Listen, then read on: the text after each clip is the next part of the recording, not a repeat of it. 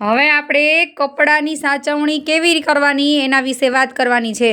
તો ચાલો, તમે બધા કપડાની સાચવણી કેવી રીતે કરો છો?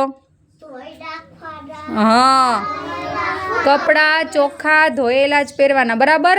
પછી એ કપડાં પહેર્યા હોય નવા તો જ્યાં ત્યાં બેસી જવાય નહીં, નહીંતર ગંદા થાય ને. હા, પછી ધૂળવાળા ન થાય એ બધું ધ્યાન રાખવાનું. પછી ધોઈને રોજે રોજ બીજા કપડાં પહેરવાના, એકના એક કપડાં પહેરવાના નહીં. પછી કપડાં ફાટી ન જાય એનું ધ્યાન રાખવાનું. ક્યાંક રમતા હોય તો ફાટી ન જાય એ ધ્યાન રાખવાનું, બરાબર.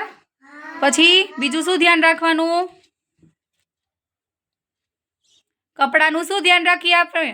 મેલા ન થાય, રમવા જઈએ તો મેલા ન થાય, ફાટી ન જાય, એ બધું આપણે ધ્યાન રાખવાનું. પછી આપણે આંગણવાડીએ આવો ત્યારે યુનિફોર્મ પહેરીને આવો છો ને, પછી યુનિફોર્મ ઘરે જઈને બદલી નાખવાનો. હા, એટલે આખો દિવસ એના એ કપડાં નહીં પહેરવાના. પછી બીજા દિવસે પાછો ધોઈને બીજો યુનિફોર્મ પહેરીને આવવાનું, બરાબર. સમજાઈ ગયું આપણે કપડાને કેવી રીતે સાચવવા? પછી ધોયેલા કપડાં ક્યાં મૂકવાના? કબાટમાં.